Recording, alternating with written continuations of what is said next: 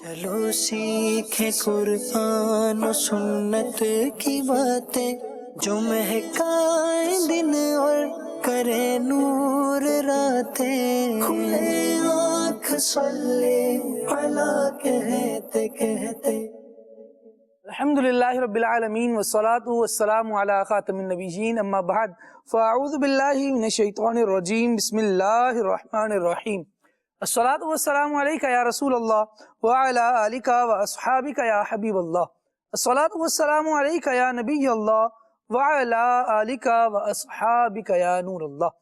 مدنی channel کے ناظرین ملاحظہ کر رہے ہیں پروگرام کھلے آنکھ صلی علی کہتے کہتے۔ اللہ رب العالمین کی بارگاہ میں دعا کرتے ہیں مالک کریم آج کے دن کو ہم سب کے لیے رحمتوں والا بنائے، برکتوں والا بنائے، ہمیں وہ کام کرنے کی سعادت اور توفیق عطا فرمائے جس میں اس کی اور اس کے پیارے محبوب صلی اللہ تعالیٰ علیہ وآلہ وسلم کی رضا شامل ہو۔ مدنی چینل کے ناظرین، اللہ پاک کے آخری نبی صلی اللہ علیہ وآلہ وسلم کی مبارک ذات پر درود و سلام پڑھنا ان بہترین کاموں میں سے ایک ہے، ان مبارک کاموں میں سے ایک ہے جو بندے کو اللہ تبارک و تعالیٰ کی رحمت کا مستحق بناتے ہیں۔ امام سخاوی رحمۃ اللہ تعالیٰ علیہ نبی پاک علیہ الصلوۃ والسلام کا فرمان نقل کرتے ہیں، تحریر فرماتے ہیں۔ عقائد عالم صلی اللہ تعالیٰ علیہ وآلہ وسلم نے ارشاد فرمایا، من صلی علیہ صلاۃ واحدۃ صلی اللہ علیہ عشرا، جس نے مجھ پر ایک بار درود پاک پڑھا اللہ پاک اس پر 10 رحمتیں نازل فرماتا ہے۔ ومن صلی علیہ عشرا صلی اللہ علیہ مئۃ، اور جو مجھ پر 10 بار درود پاک بھیجے اللہ تبارک و تعالی اس پر 100 رحمتیں نازل فرماتا ہے۔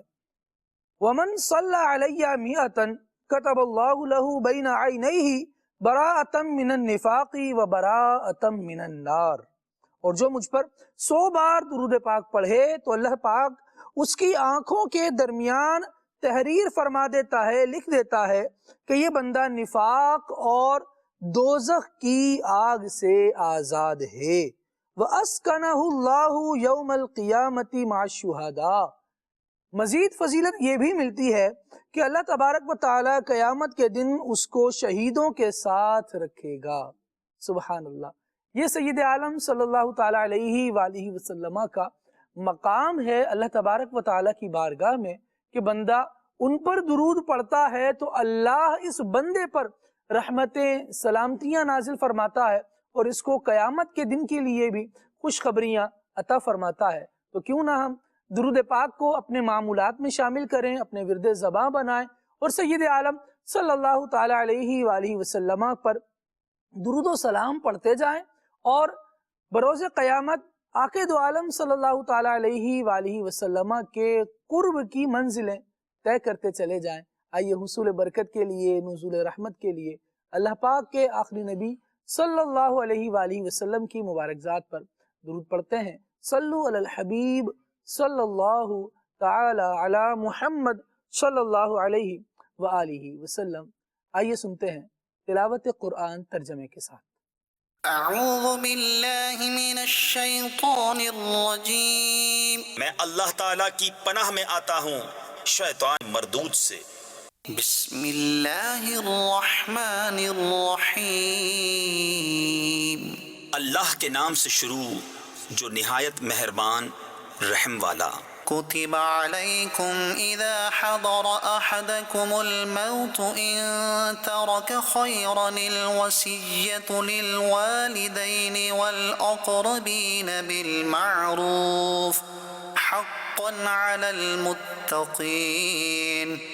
تم پر فرض ہوا کہ جب تم میں سے کسی کو موت آئے اگر کچھ مال چھوڑے تو وصیت کر جائے اپنے ماں باپ اور قریب کے رشتہ داروں کے لیے موافق دستور، یہ واجب ہے پرہیزگاروں پر۔ فمن بدله بعدما سمعه فإنما إثمه على الذين يبدلونه إن الله سميع عليم۔ فمن خاف من موص جنفا أو إثما فأصلح بينهم فلا إثم عليه إن الله غفور رحيم. تو جو وصیت کو سن سنا کر بدل دے اس کا گناہ انہی بدلنے والوں پر ہے، بے شک اللہ سنتا جانتا ہے. پھر جسے اندیشہ ہوا کہ وصیت کرنے والے نے کچھ بے انصافی یا گناہ کیا تو اس نے ان میں صلح کرا دی، اس پر کچھ گناہ نہیں، بے شک اللہ بخشنے والا مہربان ہے. يا أيها الذين آمنوا كتب عليكم الصيام كما كتب على الذين من قبلكم لعلكم تتقون أياما معدودات فمن كان منكم مريضا أو على سفر فعدة من أيام أخر وعلى الذين يطيقونه فدية طعام مسكين. اے ایمان والو، تم پر روزے فرض کیے گئے جیسے اگلوں پر فرض ہوئے تھے کہ کہیں تمہیں پرہیزگاری ملے. گنتی کے دن ہیں تو تم میں جو کوئی بیمار یا سفر میں ہو تو اتنے روزے اور دنوں میں، اور جنہیں اس کی طاقت نہ ہو وہ بدلہ دیں ایک مسکین کا کھانا. فمن تطوع خيرا فهو خير له وأن تصوموا خير لكم إن كنتم تعلمون. پھر جو اپنی طرف سے نیکی زیادہ کرے تو وہ اس کے لیے بہتر ہے، اور روزہ رکھنا تمہارے لیے زیادہ بھلا ہے اگر تم جانو. شهر رمضان الذي أنزل فيه القرآن هدى للناس وبينات من الهدى والفرقان فمن شهد منكم الشهر فليصمه ومن كان مريضا أو على سفر فعدة من أيام أخر يريد الله بكم اليسر ولا يريد بكم العسر ولتكملوا العدة ولتكبروا الله على ما هداكم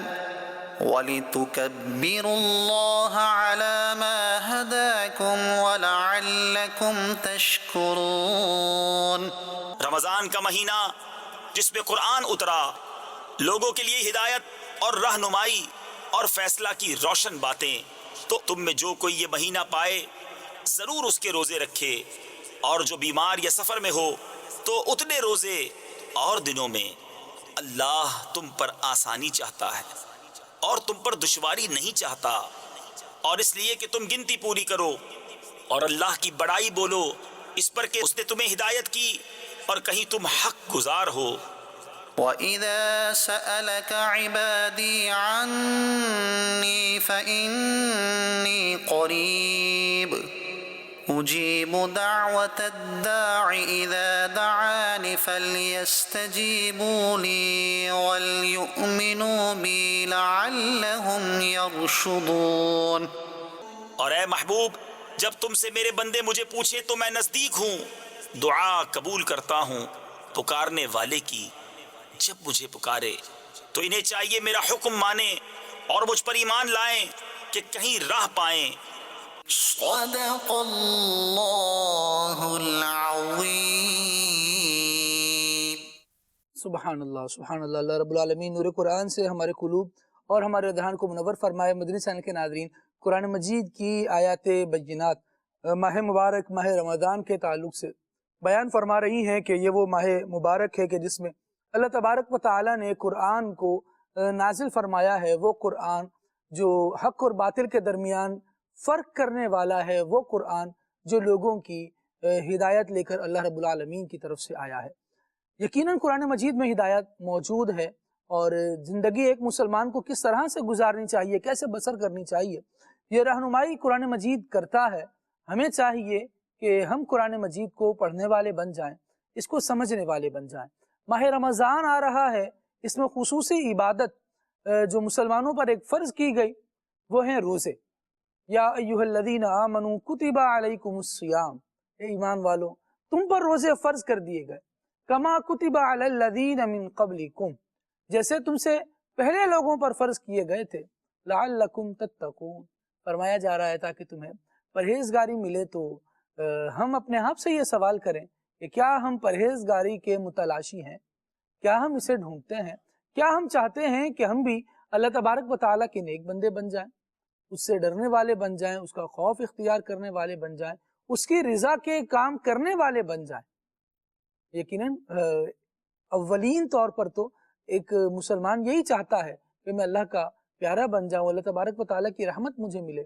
تو یہ جو احکام کی صورت میں اللہ تبارک و تعالیٰ نے باتیں بیان کی ہیں، قرآن کا نزول ہے، اس کو بندہ پڑھے تو اللہ تبارک و تعالیٰ کی رحمت ملے، روزوں کی فرضیت ہے، یہ بندے اگر رکھنے والے بن جائیں تو وہ اللہ تبارک و تعالیٰ کی رحمتیں پانے والے بن جائیں، اللہ تبارک و تعالیٰ کا تقوی اختیار کرنے والے بن جائیں۔ پھر رب العالمین کا کتنا پیارا انداز ہے، کیسی شان رحیمی ہے اس کی، کیسا کرم ہے کہ روزوں کی فرضیت کا حکم ارشاد فرمانے کے بعد ارشاد فرمایا جاتا ہے ایام معدودات، یہ چند ہی دن تو ہیں جن میں آپ نے روزے رکھنے ہیں، جو اس مہینے کو پالے، ان رمضان کی ساعتوں کو پالے تو اس کے دن میں روزے رکھے، جو مریض ہو، مسافر ہو، پھر اس کے لیے دیگر احکامات اللہ تبارک و تعالیٰ نے ان آیات میں بیان کیے ہیں۔ ہمیں چاہیے کہ ہم اپنے آپ کو، اپنی طبیعت کو اس طرف مائل کریں، بلکہ بار بار چھوٹے بچوں سے بھی جو اب اس عمر کو پہنچ رہے ہیں کہ روزہ رکھنے جیسے ہو گئے، ان کا بھی ذہن بنایا جائے، وہ لوگ جو ہمارے ارد گرد میں ہیں ان سے بھی اس پر ڈسکس کی جائے کہ رمضان آ رہا ہے تو رمضان کی کیا تیاری ہے۔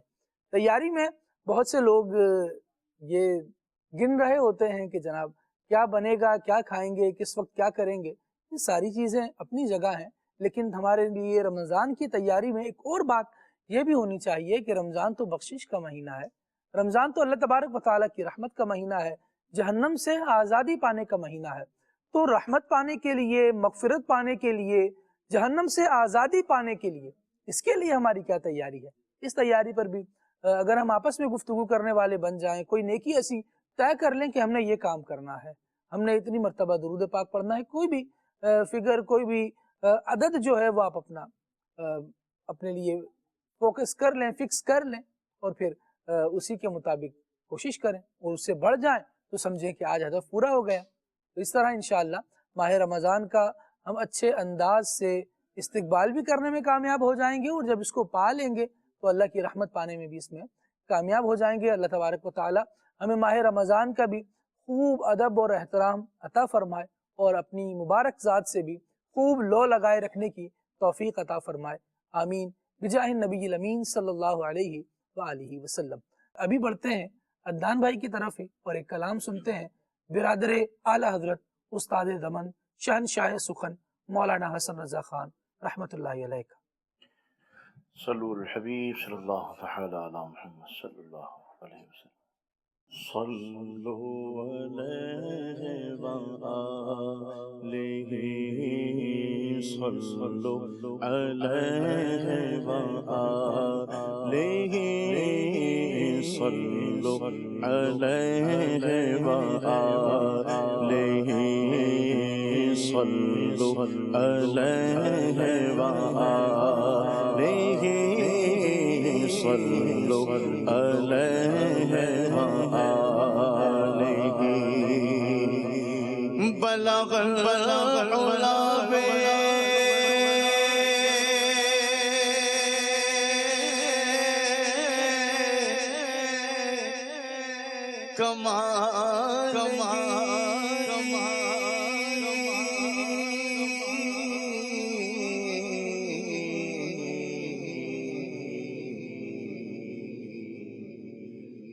کشف الدجا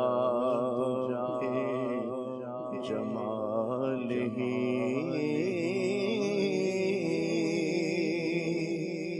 حسن جمیع خصالہ،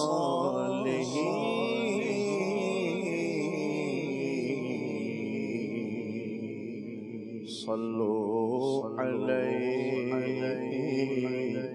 وآله كي صلوا عليه وآله صلوا عليه وآله صلوا عليه وآله صلوا عليه وآله صلوا عليه وآله ایسا تجھے خالق نے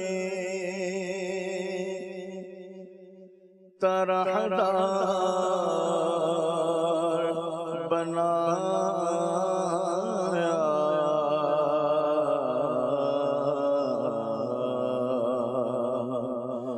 یوسف کو تیرا طالب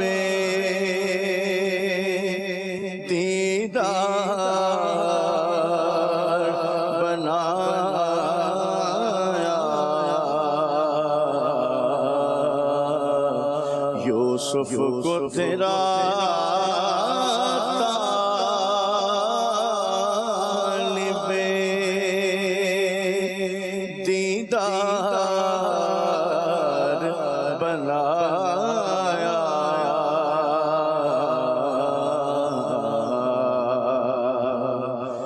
ایسا تجھے خالق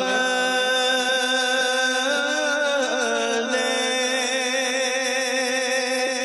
طرحدار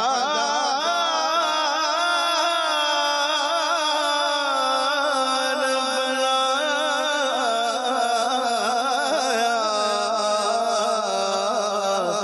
ایسا تجھے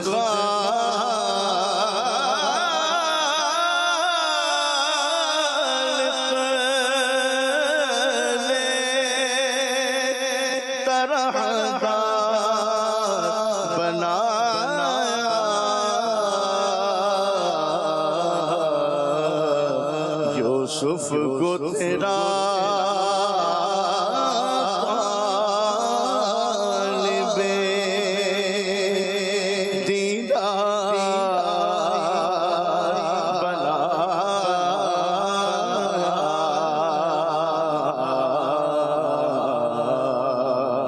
یوسف کو تیرا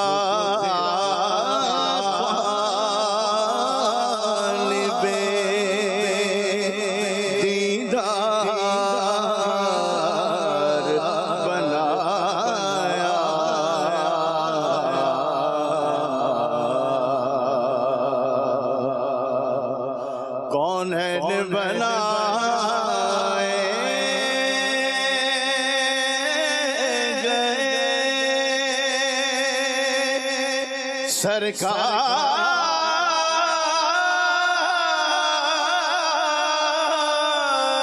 کی خاطر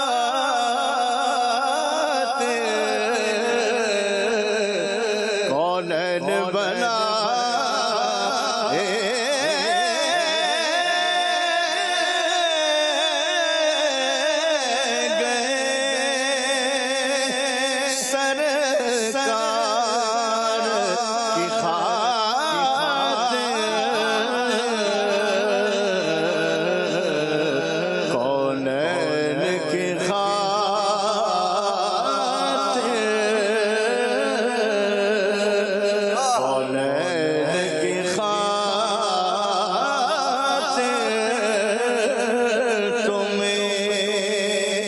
سرکار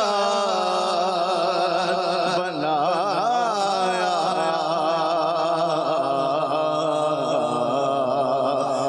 کونین کی خاطر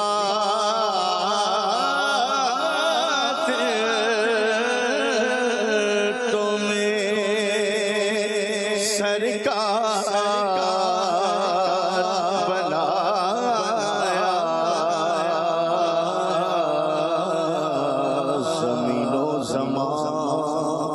تمہارے لیے مکین و مکان تمہارے لیے چنی چنا تمہارے لیے بنے دو جہاں تمہارے لیے دخل میں زبان تمہارے لیے بدن میں ہے جان تمہارے لیے ہمارے تمہارے لیے اٹھے بھی وہاں تمہارے لیے کون ہے بنا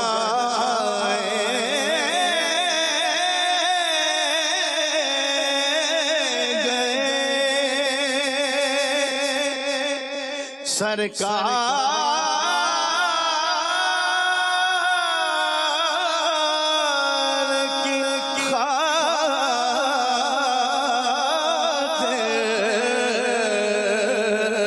کون ہے بنا گئے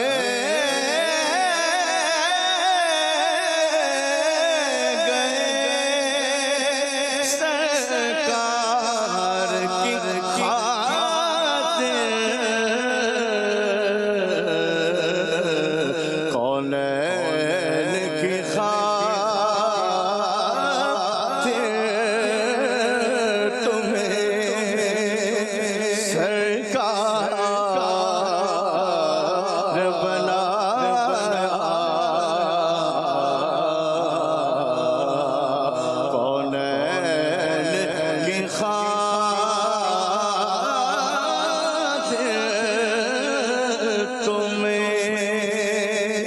سرکار بنایا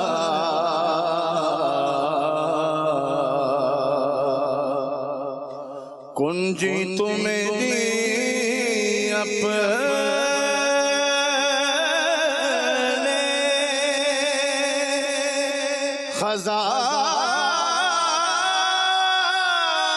خزانوں کی خدا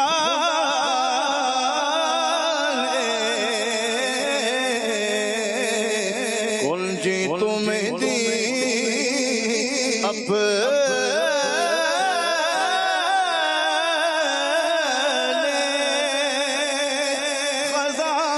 خزانوں کی خدا نے محبوب کیا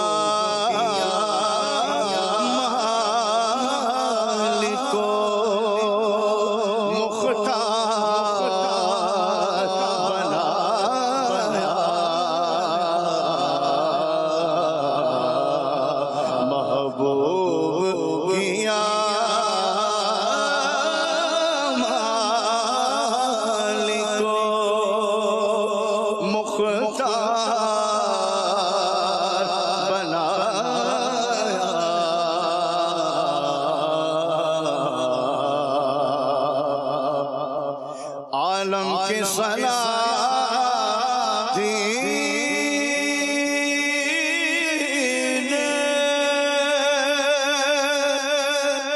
بھکاری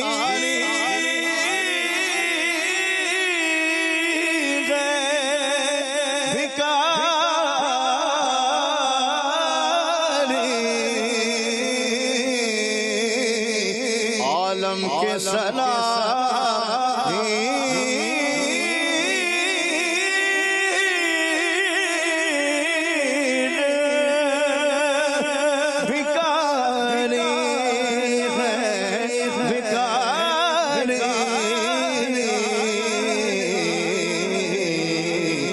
سرکار بنایا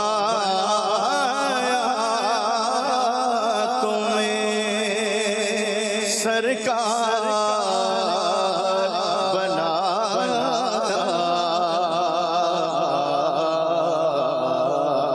سرکار بنایا تمہیں سرکار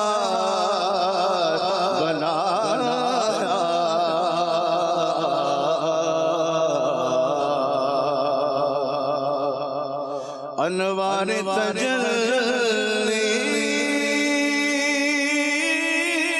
سے وہ کچھ ہے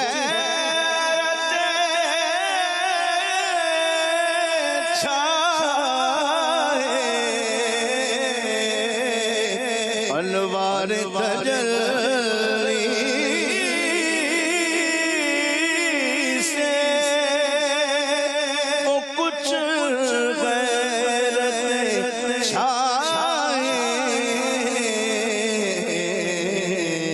سب آئینوں کو پوچھتے بدیوار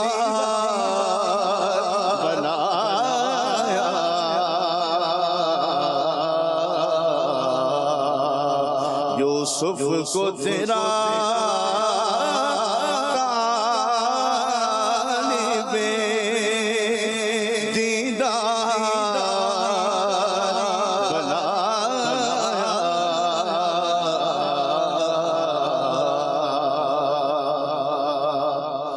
ان ہاتھوں کا جلوہ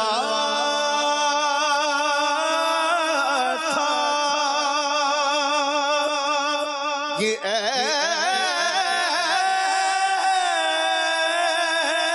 حضرت موسیٰ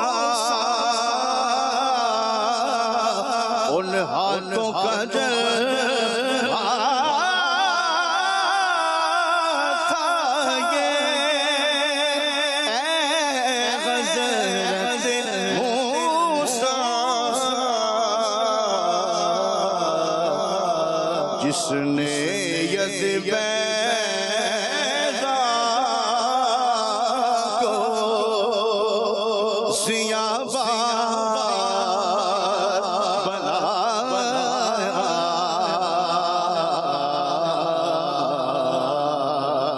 جس نے ید بیضا کو ضیاء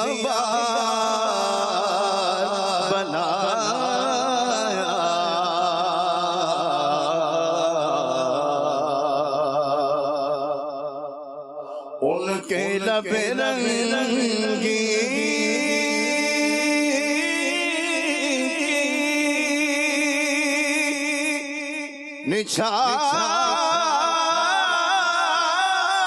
نچھاور تھی وہ جس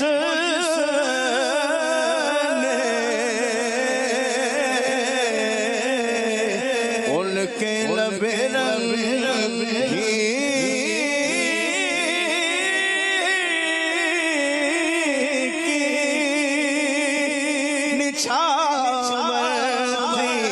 وہ جس نے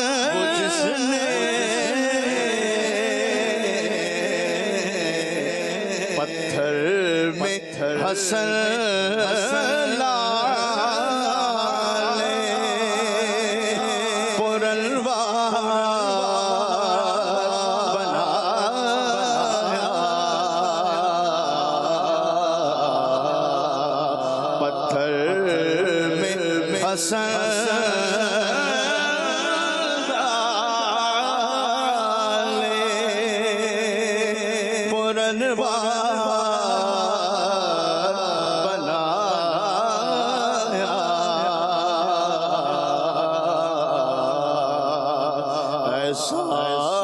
تجھے خالق نے طرحدار بنایا یوسف کو تیرا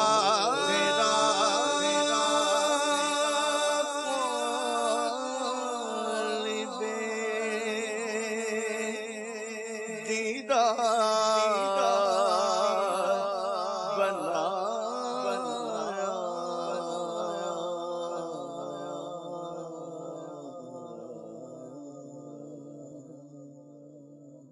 ماشاء اللہ، اللہ کریم برکتیں عطا فرمائے۔ نبی پاک صلی اللہ تعالیٰ علیہ وآلہ وسلم کے دیدار جہاں آرا سے ہمیں بھی فیضیاب فرمائے، نبی پاک صلی اللہ تعالیٰ علیہ وسلم کی زیارت سے ہمیں بھی مشرف فرمائے، اور عقید عالم صلی اللہ تعالیٰ علیہ وآلہ وسلم کی تو کیا ہی بات ہے، ان کے حسن و جمال کی بات کریں، ان کی سیرت و کردار کی بات کریں، ان کے خوش اتوار ہونے کی بات کریں، تو آقا کریم علیہ الصلوۃ والسلام تو ہر جگہ اپنی مثال آپ ہیں۔ اور اللہ کریم نبی کریم صلی اللہ تعالیٰ علیہ وآلہ وسلم کے اسوہ حسنہ سے ہمیں بھی فیضان نصیب فرمائے، ہمیں بھی حصہ عطا فرمائے، اور ان کے اخلاق کی خیرات عالی اگر ہمیں نصیب ہو گئی تو یقین کیجئے کہ ہمارے اخلاق سنور جائیں گے، دنیا اور آخرت میں ہم کامیاب ہو جائیں گے۔ اللہ تبارک و تعالی ہمیں نبی کریم صلی اللہ تعالیٰ علیہ وآلہ وسلم کی وارفتگی اور محبت نصیب فرمائے۔ حضرت عثمان بن مظعون رضی اللہ تعالیٰ عنہ آج ہمارے سلسلے کا موضوع رہیں گے، آپ کی سیرت پر انشاءاللہ گفتگو ہونی ہے، اور یہ ایسے زبردست صحابی ہیں کہ جنہوں نے نبی پاک صلی اللہ تعالیٰ علیہ وآلہ وسلم کی اور اللہ پاک کی رضا حاصل کرنے کے لیے بس جیسے جیسے رسول اللہ صلی اللہ تعالیٰ علیہ وآلہ وسلم بتاتے گئے یہ اس طرح ڈھلتے چلے گئے، اور سید عالم صلی اللہ تعالیٰ علیہ وآلہ وسلم کی محبت بھی پائی، عقید عالم صلی اللہ تعالیٰ علیہ وسلم کی خصوصی شفقتیں بھی ان پر رہیں، اور پھر اللہ رب العالمین جل وعلا کی طرف سے یہ خطاب ہی بڑا عظیم ہے کہ رب العالمین جل وعلا نے رضی اللہ عنہم ورضوا عنہ کی جماعت میں، یعنی جس سے اللہ تبارک و تعالی راضی ہوا اور جو جماعت رب العالمین جل وعلا سے راضی رہی، اللہ تبارک و تعالی نے انہیں اس جماعت میں شامل فرمایا ہے، اور یہ رضی اللہ عنہ کا صحرا آپ کے سر پر سجایا ہے نبی پاک صلی اللہ تعالیٰ علیہ وسلم کے پیارے صحابی حضرت عثمان بن مظعون سابقین اولین میں سے۔ آئیے ان کا ابتدائی کچھ تعارف مولانا عدنان چشتی صاحب سے سلسلے میں شامل کرتے ہیں۔ جی جناب۔ الحمدللہ رب العالمین والصلاة والسلام علی سید المرسلین، اما بعد فاعوذ باللہ من الشیطان الرجیم، بسم اللہ الرحمن الرحیم۔ حضرت سیدنا عثمان بن مظعون رضی اللہ تعالی عنہ بہت سارے اوصاف اور کمالات کے مالک ہیں۔ نبی پاک صلی اللہ تعالی علیہ وآلہ وسلم کی بارگاہ سے خصوصی خطاب بھی آپ کو ملا، اور آپ کے اللہ تبارک و تعالی اور اس کے پیارے محبوب صلی اللہ تعالی علیہ وآلہ وسلم سے محبت کرنے والا ہونے کی بھی نبی پاک علیہ السلام نے گواہی ارشاد فرمائی کہ ان کے لیے اتنا ہی کہنا کافی ہے کہ یہ اللہ رسول سے محبت کرنے والا ہے بندہ۔ جب ان کا ایک وصف ان کی زوجہ نے بیان کیا نا تو نبی پاک علیہ السلام نے فرمایا اتنا ہی کافی تھا تم یہ کہہ دیتی کہ یہ بندہ اللہ اور اس کے رسول سے محبت کرتا ہے۔ تو یہ وہ صحابی رسول ہے کہ جن کے متعلق نبی پاک صلی اللہ علیہ وسلم کا یہ فرمان، اور پھر ایک اور بڑی پیاری فضیلت جو آپ کے بدری صحابی ہونے کی اللہ کریم نے آپ کو عطا فرمائی، وہ صحابہ کرام علیہم رضوان جو غزوہ بدر میں شریک تھے، نبی پاک صلی اللہ تعالیٰ علیہ وآلہ وسلم نے انہیں جنتی ہونے کا سرٹیفکیٹ عطا فرمایا، اور ایسا کہ جو بدری صحابہ کرام علیہ رضوان تھے وہ صحابہ کرام علیہ رضوان میں ویسے ہی عظمت و رفت کے اعتبار سے بڑے بلند مقام پر فائز تھے، اور سب ان کی بڑی قدر کیا کرتے تھے، اور نبی پاک صلی اللہ تعالیٰ علیہ وآلہ وسلم نے ان کے جنتی ہونے کا بھی اعلان فرمایا جو صحابہ کرام علیہ رضوان غزوہ بدر میں شریک تھے۔ تو یوں ایک وصف آپ کو یہ بھی حاصل ہے، دوسرا آپ اصحاب صفہ میں سے بھی ہونے کا آپ کو شرف حاصل ہے، یوں بھی آپ کی عظمت و رفعت بڑھ جاتی ہے۔ اگر ایک اور رفعت دیکھی جائے، صحابہ کرام علیہ رضوان میں جو مہاجرین ہیں ان کی بڑی عظمت و رفعت ہے کہ انہوں نے ہجرت کی، لیکن وہ صحابہ کرام علیہ رضوان بہت بڑی عظمت و رفعت والے ہیں جنہوں نے ایک بار نہیں 2 بار ہجرت کی، اور حضرت عثمان بن مظعون رضی اللہ تعالی عنہ ذل ہجرتین صحابہ کرام علیہ رضوان میں سے ہیں۔ یہ ان صحابہ میں سے ہیں جنہوں نے 2 بار ہجرت کی، اور ان کی ہجرت کا جو انداز ہے اللہ اکبر، 11 مرد اور 4 عورتیں تھیں، جن میں سے سالار جو تھے، قائد جو تھے، وہ حضرت سیدنا عثمان بن مظعون رضی اللہ تعالی عنہ تھے، اور یہ حبشہ کی طرف آپ نے پہلی ہجرت فرمائی تھی۔ اچھا، پھر یہ ان صحابہ کرام علیہ رضوان میں سے بھی ہیں کہ جنہوں نے ہجرت حبشہ کی طرف کی، پھر کچھ عرصہ وہاں رہے، اور اس کے بعد پھر واپس آ گئے۔ خبر یہ پھیلی تھی کہ جی جو کفار تھے وہ مسلمان ہو گئے، لہذا آپ لوگ واپس آ جائیں، تو یہ واپس آئے۔ پھر انہیں جو کفار تھے، جو مشرکین تھے، انہوں نے آپ کو بڑا ظلم اور زیادتی کا نشانہ بنایا، لیکن آپ نے اس پر صبر کیا، اور وہ بھی آپ کی زندگی کا ایک روشن اور تابناک پہلو ہے، جس انداز میں آپ نے واپس آ کر جو ہے مصائب و آلام کا سامنا کیا اور اپنے ایمان پر ڈٹے رہے۔ حضرت سیدنا عثمان بن مظعون رضی اللہ تعالیٰ عنہ کی اگر رشتہ داری دیکھی جائے تو یہ تو تھے وہ اوصاف کے جو اللہ تبارک و تعالیٰ نے انہیں کمالات سے نوازا، نبی پاک علیہ السلام کی بارگاہ سے بشارت اور ان کے جو مقام اور مرتبے کو جس نے مزید بلند کر دیا۔ اور اگر نسبی اعتبار سے دیکھا جائے تو حضرت سیدنا عثمان بن مظعون رضی اللہ تعالیٰ عنہ کی رشتہ داری نبی پاک صلی اللہ تعالیٰ علیہ وسلم سے اگر نسب کے اعتبار سے دیکھا جائے تو کعب بن لوئی کی اولاد میں سے ہیں آپ، یوں بھی آپ کا سلسلہ نسب نبی پاک صلی اللہ تعالیٰ علیہ وسلم سے آگے جا کے مل جاتا ہے۔ دوسرا ایک اور جو بہت بڑا وصف ہے اور بہت یوں کہہ لیں کہ ایک عظمت اور رفعت والی بات ہے، وہ یہ ہے کہ یہ نبی پاک علیہ السلام کے رضائی بھائی جان بھی ہیں، حضرت عثمان بن مظعون رضی اللہ تعالیٰ عنہ، دودھ شریک بھائی۔ اور ایسے ہی ایک اور رشتہ جو نبی پاک علیہ السلام سے بنتا ہے، ام المؤمنین حضرت حفصہ رضی اللہ تعالیٰ عنہ جو شہزادی ہیں امیر المؤمنین حضرت سیدنا عمر فاروق اعظم رضی اللہ تعالیٰ عنہ کی، یہ حضرت حفصہ رضی اللہ تعالیٰ عنہ کے جو مومنوں کی ماں ہیں ان کے یہ ماموں جان ہیں ماشاءاللہ۔ تو یوں بھی ایک عظمت و رفعت ان کو یہ حاصل ہے۔ اور پھر نبی پاک صلی اللہ تعالیٰ علیہ وآلہ وسلم سے ایک اور نسبت یوں ہے، ان کی زوجہ ہیں حضرت خولہ بنت حکیم رضی اللہ تعالیٰ عنہ، یہ بھی بڑی باکمال صحابیاں ہیں۔ اور یوں کہہ لیں کہ نبی پاک صلی اللہ تعالیٰ علیہ وآلہ وسلم سے جو حضرت عائشہ صدیقہ رضی اللہ تعالیٰ عنہ کے رشتے کی جو بات جنہوں نے کی تھی نا، وہ حضرت خولہ بنت حکیم رضی اللہ تعالیٰ عنہ ہے، جو زوجہ ہیں حضرت سیدنا عثمان بن مظعون رضی اللہ تعالیٰ عنہ کی۔ تو یوں بہت ساری عظمتیں، رفعتیں اپنے دامن میں لیے ہوئے یہ صحابی رسول اپنی زندگی کو گزار کر جب دنیا سے جاتے ہیں تو اس وقت بھی جو نبی پاک علیہ السلام کا مبارک انداز ہے وہ بھی وہ انداز ہے کہ جو بہت کم صحابہ کرام علیہ رضوان کی وفات کے موقع پر دیکھا گیا۔ نبی پاک صلی اللہ تعالیٰ علیہ وآلہ وسلم نے جب حضور علیہ السلام ان کو دیکھا کرتے تھے تو اس وقت کے بھی کئی واقعات ہیں، سرکار علیہ السلام نے مختلف انداز میں جو ہے وہ ان کی دلجوئی فرمائی اور عظمت و رفعت کو بیان فرمایا، اور بعض معاملات جو خاص انہی سے تعلق رکھنے والے تھے، بلکہ ایک موقع پر جب ان کی آنکھ کو تکلیف پہنچی کفار و مشرکین کی طرف سے تو حضرت سیدنا علی المرتضیٰ شیر خدا کرم اللہ تعالی وجہ الکریم نے آپ کے لیے اشعار لکھے آپ کی عظمت و رفعت پر۔ وہ جو ایک تکلیف پہنچی تھی اس کو محسوس کیا اور پھر آپ کی حوصلہ افزائی کی ان اشعار کے اندر، اور فرمایا یہ جو انہیں تکلیف پہنچانے والے لوگ ہیں یہ دنیا کے اندر اگر فرمایا کہ اگر یہ زندہ رہے یعنی موت کا شکار نہ ہوئے تو یہ اس کا بدلہ ضرور دیکھیں گے، ہمارے ہاتھوں اس کا بدلہ دیکھیں گے۔ ارشاد فرمایا اللہ تبارک تعالیٰ کی جانب سے جو عذاب ہے وہ تو ہے ہی ہے، ارشاد فرمایا ہمارے ہاتھوں بھی ذلیل و رسوا ہوں گے جنہوں نے حضرت عثمان بن مظعون رضی اللہ عنہ کو تکلیف پہنچائی۔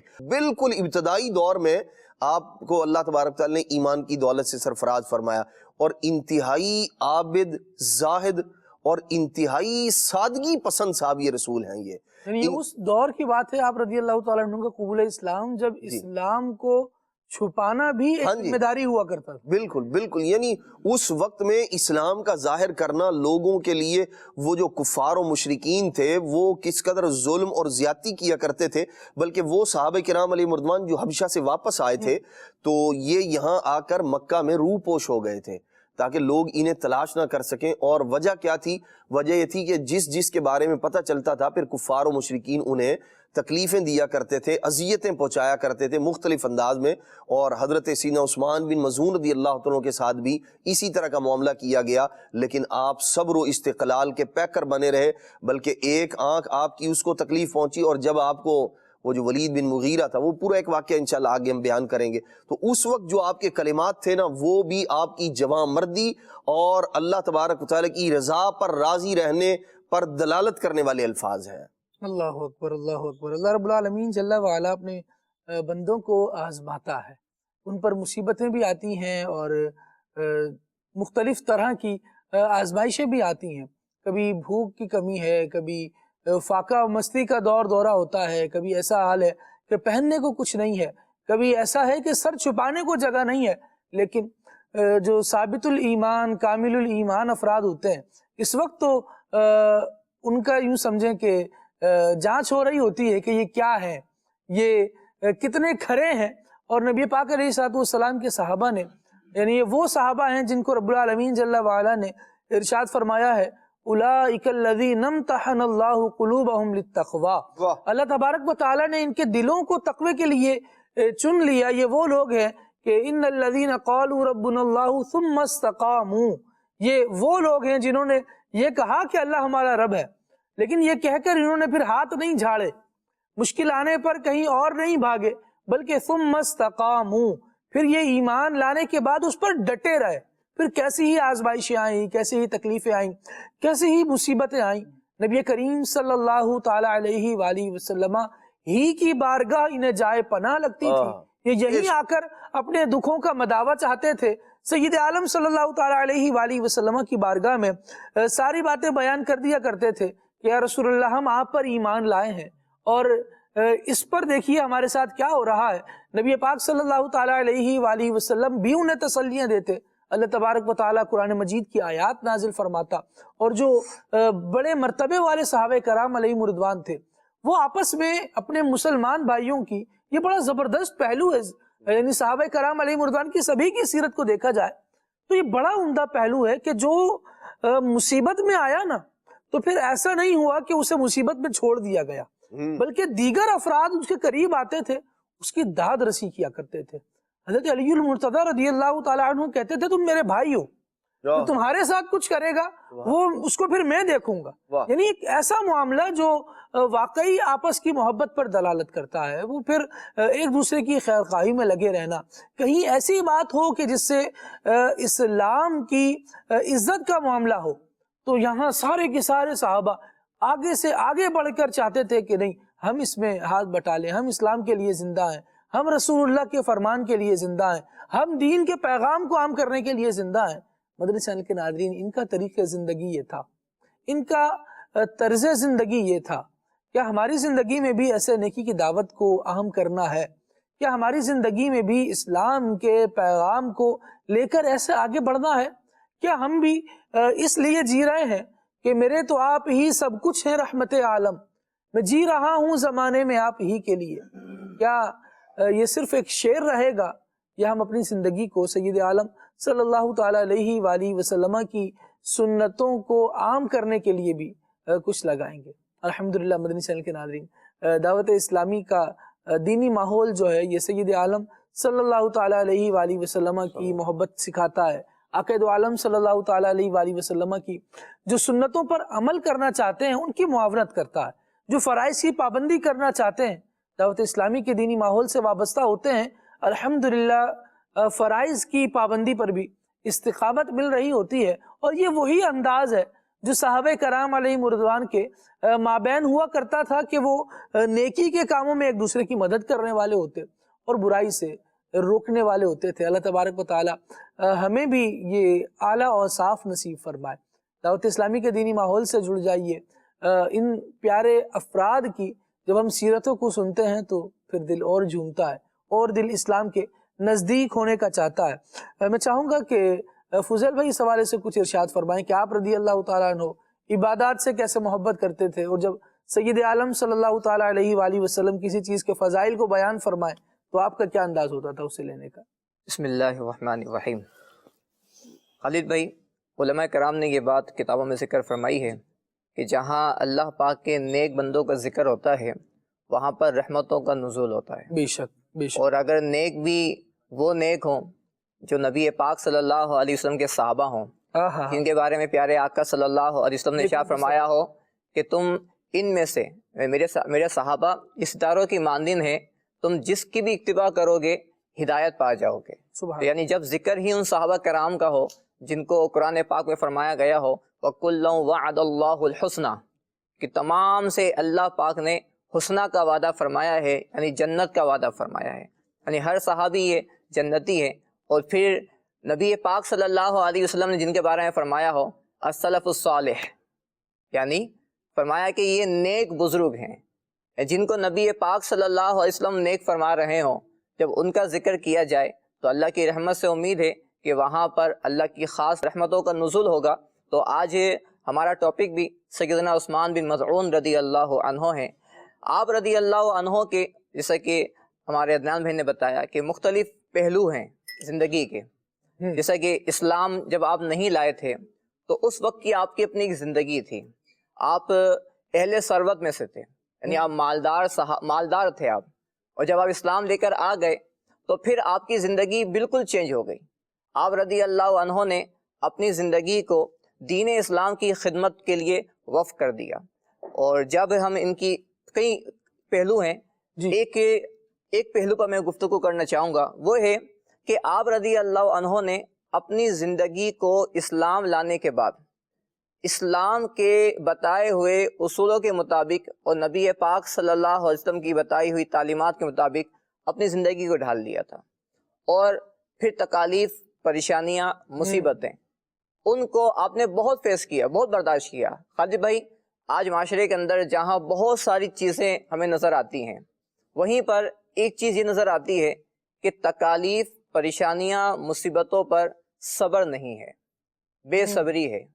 اگر چاہیں تو وہ چاہے مالی پریشانیاں ہوں، چاہے وہ جسمانی پریشانیاں ہوں، چاہے وہ فیملی پرابلمز ہوں، جب کچھ پرابلم سامنے آتی ہیں تو انسان بے صبرا ہو جاتا ہے، بسا اوقات غلط اقدامات بھی کر لیتا ہے، غلط فیصلے بھی کر لیتا ہے۔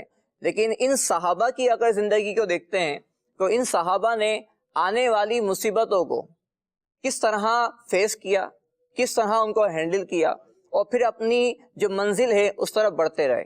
جب ان پر تکالیف آئیں، پریشانیاں آئیں، مصیبتیں آئیں، اور کفار نے بھی ان پر کافی ظلم کیا، اور پھر ان دین اسلام کی خدمت میں لگے رہے، تو آپ کی جو زندگی تبدیل ہو چکی تھی۔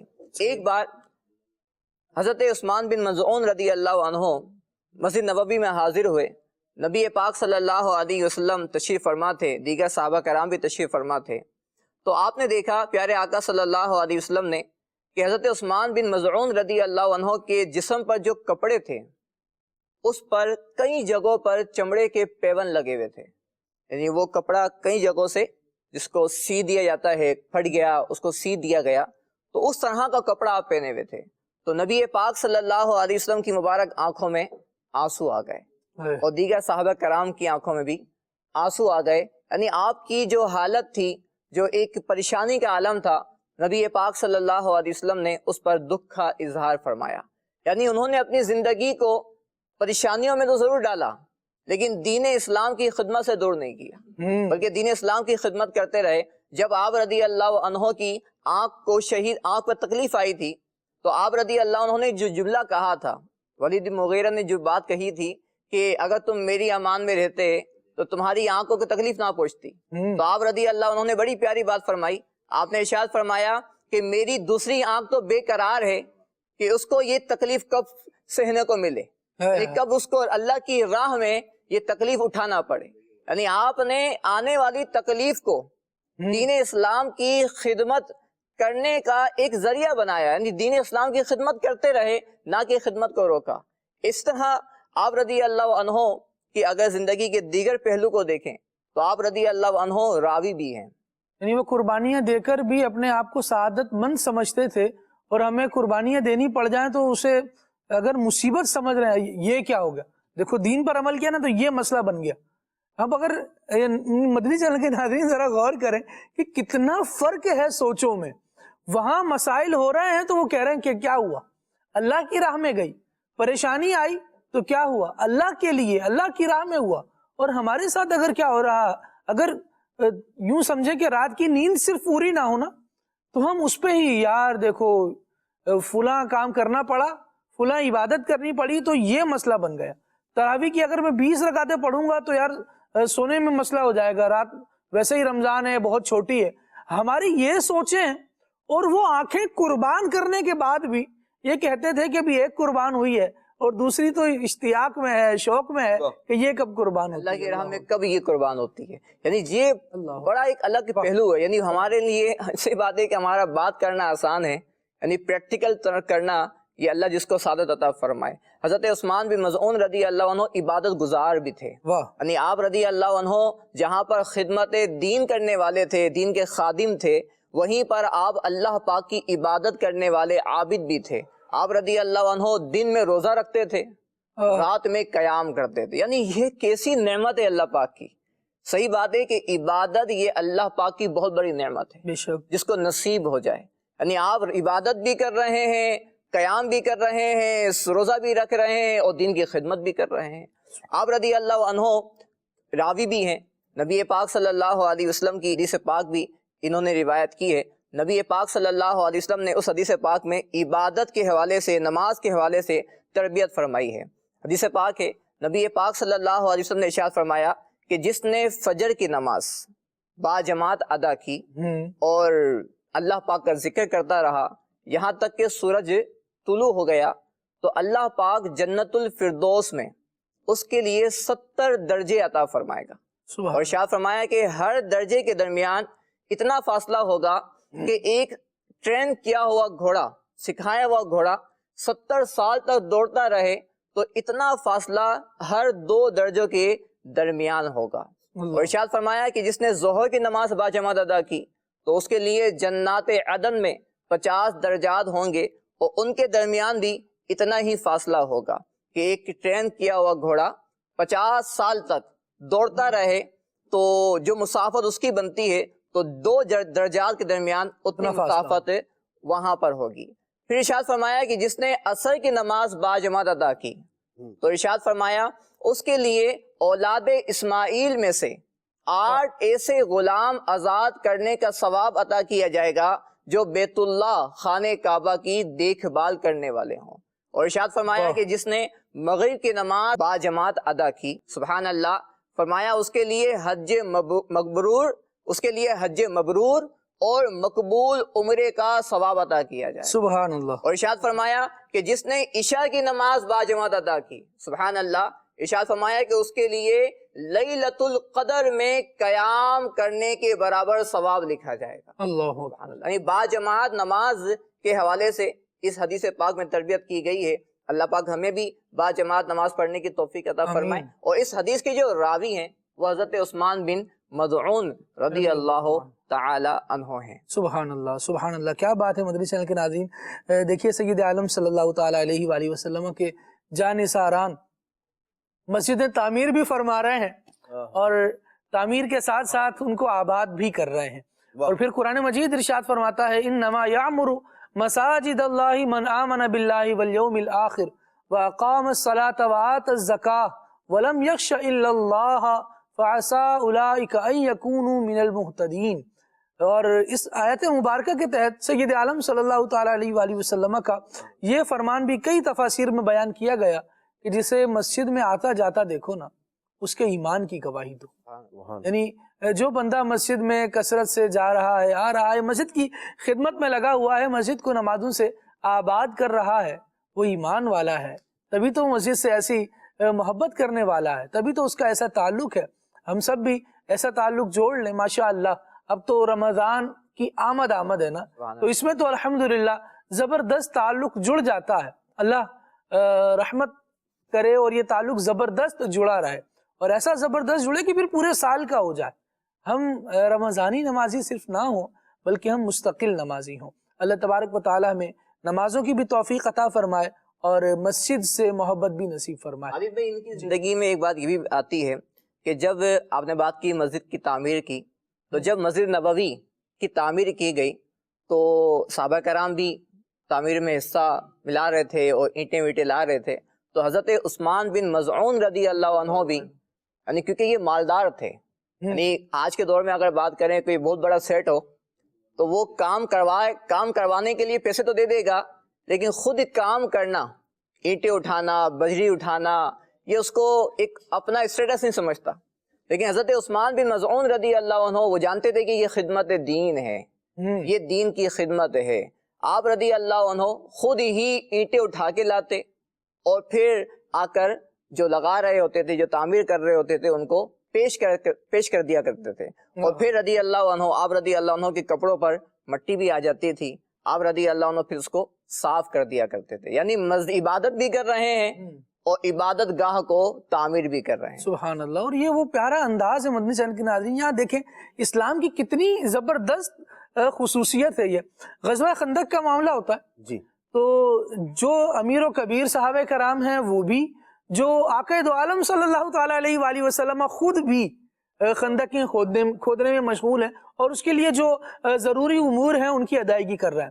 جب مسجد بنانے کی باری آتی ہے تو خود سرور عالم صلی اللہ تعالیٰ علیہ وآلہ وسلم بھی اور حضور کے صحابہ میں جتنے افراد ہیں، یعنی جو اس کام کے لیے مخصوص کیے گئے کہ وہ مسجد کی تعمیر میں آئے، وہ سب کوئی یوں نہیں کہ جناب میرا اسٹیٹس، میں تو یوں تھا، میرے تو اتنے لوگ ہیں، میں تو اپنے قبیلے کا سردار ہوں. یہ بڑے بڑے رؤساء، سردار، یہ سب کے سب جو ہے وہ آقا دو عالم صلی اللہ تعالیٰ علیہ وآلہ وسلم کے پیچھے پیچھے چلتے چلتے اپنے کاموں کو اس طرح انجام دیتے کہ حضور راضی ہوں گے نا، اس سے حضور کی نگاہ رحمت ملے گی نا، تو بس وہ کاموں میں لگ جاتے. حضرت عثمان بن مظعون رضی اللہ تعالیٰ عنہ کے بارے میں آتا ہے کہ اینٹوں سے مٹی بھی جو ہے نا اپنے کپڑوں سے جھاڑ دی پڑتی، تو آپ اس میں بھی پشت و پیش کا مظاہرہ نہیں کرتے کہ ابھی کریں نہیں کریں، کام ہے تو کرنا ہے، بعد میں دیگر چیزوں کو دیکھ لیا جائے گا. اور یہ انداز وارفتگی کا، محبت کا سید عالم صلی اللہ تعالیٰ علیہ وآلہ وسلم کے صحابہ میں ملتا ہے. اللہ کریم ہمیں بھی توفیق خیر دے، جس انداز سے دین اسلام کی خدمت ممکن ہو ضرور کرنی چاہیے. خدمت دین کے لیے اپنے آپ کو اگر ہم پیش کرنے کا ذہن بنا لیں گے تو اللہ نے چاہا یہ چھوٹے چھوٹے کام ہیں آسان ہو جاتے ہیں. بندہ اپنا گھر تعمیر کرتا ہے تو یہ تھوڑی دیکھتا کہ یار میں تو اتنا کر رہا ہوں فر والا اور میں اپنے گھر کے لیے، پھر وہ کہتا ہے کہ بھائی میرا گھر ہے، میرے لیے ہے، میں نہیں کروں گا تو کون کرے گا. جتنے اخلاق سے، جتنے اخلاص سے میں کام کر سکتا ہوں، جس کو پیسے دے کے کرواؤں گا وہ تھوڑی اتنے اخلاص سے کرے گا، وہ تو صرف پیسے کے ساتھ وابستہ ہوگا. میرے تو جذبات وابستہ ہیں، میری تو فیلنگز وابستہ ہیں، میرے احساسات اس کے ساتھ وابستہ ہیں. تو یہ احساس کرنے کی بات ہوتی ہے، یہ دل کے سودے ہوتے ہیں. جہاں دل دے دے بندہ تو پھر ان چھوٹی موٹی چیزوں سے وہ ڈرتا نہیں ہے کہ کریز خراب ہو جائے گی، مٹی لگ جائے گی تو یہ ہو جائے گا. بہرحال یہ بات اپنی جگہ ہے کہ ہر کام کے لیے جو ہے وہ افراد منتخب ہوتے ہیں. جب ایسے افراد موجود ہیں جو یہ کام کر سکتے ہیں تو ہر ایک اگر اینٹیں لائے تو سعادت مندی تو یہ ہے. لیکن اللہ تبارک و تعالیٰ نے جو درجات رکھے ہیں نا، جو بندوں میں رزق کی تقسیم رکھی ہے، ایک عام فرد بھی جھاڑو ہی لگا کر صفائی، مسجد کی صفائی کر کے ثواب کمائے، اور ایک بہت بڑے اسٹیٹس والا بھی اسی طرح سے صفائی کر کے ثواب کمائے. ثواب تو خیر دونوں کے لیے ہوگا، لیکن کیا ہی اچھا ہو کہ جو ایک عام آدمی ہے وہ اس انداز سے ثواب کما لے. سیٹھ صاحب ایک اور مسجد تعمیر کر لیں، مسجد کی آبادی میں کوئی حصہ لے لیں، کوئی چیزیں خراب ہیں تو وہاں پیسے لگانے کی باری ہے وہ کریں. یعنی ہر ایک کا اسٹیٹس اگر یوں مختلف ہے تو ذمہ داریاں بھی تھوڑی سی بڑی اور اونچے درجے کی اٹھانے کی کوشش کرنی چاہیے. اصل میں خالد بھائی نبی پاک صلی اللہ تعالیٰ علیہ وآلہ وسلم کا جو مبارک انداز تھا نا، صحابہ کرام علیہ مردوان اس کو دیکھا کرتے تھے. اور ایک وجہ یہ ہے، دیکھیں نبی پاک علیہ السلام کے زمانے میں آپ سے بڑھ کے اسٹیٹس والا کون ہے، آپ سے بڑھ کے عظمت والا کون ہے؟ جو سردار ہیں ان کو سردار بنانے والے یہ ہیں. تو جب صحابہ کرام علیہ مردوان یہ انداز دیکھتے تھے نا نبی پاک علیہ السلام کا، وہ کہیں سفر پر ہیں تو نبی پاک علیہ السلام فرماتے ہیں فلاں کام جو ہے نا وہ میرے ذمے ہے. اب یہ کیا تھا ایک انداز، ایک تو یہ کہ خود نبی پاک صلی اللہ تعالیٰ علیہ وآلہ وسلم خیر کے کاموں میں، نیکی کے کاموں میں، بھلائی کے کاموں میں خود نبی پاک علیہ السلام سبقت فرمایا کرتے تھے، جس کے اندر ایک تو وہ جو نیکیوں سے محبت ہے کہ اس کام میں رب کی رضا ہے، اور نبی پاک علیہ السلام رب کی سب سے بڑھ کر رضا پانے والے ہیں. یوں بھی نبی پاک علیہ السلام پیش رہا کرتے تھے. اور آپ کو دیکھ کر چونکہ آپ ایک قائد بھی ہیں، رہبر بھی ہیں، رہنما بھی ہیں، لوگوں کو سمجھانے والے بھی ہیں، رسول بھی ہیں آپ صلی اللہ علیہ وسلم، اور آپ وہ بھی ہیں کہ جن کی پیروی کا ہمیں حکم دیا گیا ہے، تو آپ کام کر کے اسوہ بنا دیا کرتے تھے، ہمارے لیے طریقہ کار معین فرما دیا کرتے تھے تاکہ ہم اس کی پیروی کریں، اور اس کی پیروی کر کے ہم اللہ تبارک و تعالیٰ کی بارگاہ میں مقام اور مرتبہ پانے والے بن جائیں. اس لیے صحابہ کرام علیہ رضوان ایک سے بڑھ کر ایک ہر ایک کام میں سبقت کیا کرتے تھے کہ یا رسول اللہ یہ نیکی کا کام میں کروں، یہ میں کروں، یہ میں کروں. تو یوں نبی پاک علیہ السلام اپنے عمل کے ذریعے بھی، اپنے قول کے ذریعے بھی صحابہ کرام علیہ رضوان کو نیکیوں پر ابھار رہے ہوا کرتے تھے، ان کی تربیت کیا کرتے تھے. اسی لیے صحابہ کرام علیہ رضوان بھی وہ کسی قبیلے کے سردار ہیں چاہے یا وہ عام صحابہ کرام علیہ رضوان یعنی مہاجرین میں سے ہیں، انصار میں سے ہیں، ہر ایک نیکی کے کام میں سبقت لے جانے کی کوشش کیا کرتے ہیں۔ ہاں تو نصاب زندگی یہ تھا نا، فاستبقوا الخیرات، بالکل۔ نیکیوں میں، بھلائی کے کاموں میں ایک دوسرے سے آگے بڑھو، تو وہ پھر آگے بڑھنے کی کوشش کیا کرتے تھے۔ حضرت عثمان بن مظعون رضی اللہ تعالیٰ عنہ کی سیرت کے حوالے سے مدنی چینل کے ناظرین گفتگو جاری ہے۔ بلال بھائی سے ایک زبردست پہلو لینا ہے، اور وہ پہلو ہے حضرت عثمان بن مظعون رضی اللہ تعالیٰ عنہ کے عشق رسول کا، کہ محبت رسول سے سرشار تھے۔ کچھ ادائیں تو یہ ہیں، اور کچھ ایک خاص کیفیت میں جب ڈھل کر دل سے بات نکلتی ہے اس کا بھی ایک الگ ہی انداز ہوتا ہے۔ کیا کہیں گے بلال بھائی، حضرت عثمان بن مظعون رضی اللہ عنہ اور عشق رسول؟ جی بالکل، عشق رسول صلی اللہ تعالیٰ علیہ وسلم ایمان کا ایک لازمی جز اور ایک لازوال نعمت ہے، اس کے بغیر ایمان کامل ہو ہی نہیں سکتا۔ ایسا ہی تو اب عشق رسول صلی اللہ تعالیٰ علیہ وسلم کی اسی اہمیت کی وجہ سے قرآن مجید فرقان حمید میں اس کی اتباع اور اس پر عمل کرنے کا حکم دیا گیا۔ کئی احادیث مبارکہ میں حضور نبی کریم علیہ السلام نے اس کی اہمیت کو اجاگر کیا۔ اللہ تبارک و تعالیٰ نے ارشاد فرمایا قل ان کنتم تحبون اللہ فاتبعونی یحببکم اللہ، کہ اگر تم، یعنی اے محبوب آپ ان سے فرما دیں مسلمانوں سے کہ اگر تم اللہ سے محبت کرنے کا دعویٰ کرتے ہو یا اللہ سے محبت کرنا چاہتے ہو تو میری اتباع کرنی ہوگی، تو اللہ تبارک و تعالیٰ تم سے محبت کرے گا۔ تو یہاں پہ عشق رسول کا بھی کہا گیا ہے کہ عشق رسول صلی اللہ تعالیٰ علیہ وسلم جو چاہیے کہ مسلمان عشق رسول صلی اللہ تعالیٰ علیہ وسلم کو اپنائے، تو پھر اس کا فائدہ یہ ہوگا کہ اللہ تبارک و تعالیٰ ان سے محبت کرے گا اور وہ اللہ تبارک و تعالیٰ سے محبت کے دعوے میں کامل قرار دیے جائیں گے۔ اسی طرح حضور نبی کریم علیہ السلام نے فرمایا لا یؤمن احدکم حتی اکون احب الیہ من والدہ وولدہ والناس اجمعین، یعنی مسلمانوں سے فرمایا تم میں سے کوئی بھی اس وقت تک کامل مومن نہیں ہو سکتا جب تک کہ میں اس کے نزدیک اس کے والد، بچوں اور تمام لوگوں سے زیادہ محبوب نہ ہو جاؤں۔ یعنی اگر کوئی شخص ہے وہ حضور نبی کریم علیہ السلام سے محبت تو کرتا ہے، لیکن اگر وہ اپنے گھر والوں سے، اپنے بچوں سے اور دوسرے لوگوں سے اگر زیادہ محبت کرتا ہے، معاذ اللہ حضور سے کم محبت کرتا ہے، تو وہ کامل ایمان والا ہو ہی نہیں سکتا۔ تو اس لیے فرمایا کہ سب سے جو اولین شرط ہے وہ یہی ہے کہ کامل محبت رسول اور کامل عشق رسول صلی اللہ تعالیٰ علیہ وسلم ہونا چاہیے۔ اور اس کے کئی نظر آتے ہیں اسباب اور ذرائع کہ جو حضور نبی کریم علیہ السلام سے محبت کرے گا تو اس کی کچھ علامات ہوتی ہیں، یعنی وہ حضور نبی کریم علیہ السلام کا کثرت سے ذکر کرے گا، کیونکہ یہ بھی آتا ہے من احب شیئا اکثر ذکرہ، کہ جو جس چیز سے محبت کرتا ہے یا اس کا دعویٰ کرتا ہے تو وہ اس کا کثرت سے ذکر کرتا ہوگا۔ اگر وہ کثرت سے ذکر نہیں کرتا تو اس کا مطلب وہ اپنے دعوے میں ناقص ہے۔ اسی طرح اس علامت عشق رسول صلی اللہ تعالیٰ علیہ وسلم میں سے یہ بھی ہے کہ جو جس سے محبت کرتا ہے تو پھر وہ کوشش کرتا ہے کہ میں ان کے کہی ہوئی باتوں پر عمل کروں، اور جن چیزوں سے انہیں غم ہوتا ہے، دکھ ہوتا ہے، تکلیف اور پریشانی ہوتی ہے، ان چیزوں سے بچوں۔ تو وہ ان چیزوں سے بچنے کی کوشش کرے گا اور وہ چیزیں کرے گا جس سے اس کے محبوب صلی اللہ تعالیٰ علیہ وسلم خوش ہوتے ہیں، راضی ہوتے ہیں، اور جن چیزوں کے کرنے کا حکم دیا گیا ہے، یعنی جو اطاعت و فرما برداری کا جو ایک پہلو ہے اس کو وہ نظر انداز نہیں کر سکتا۔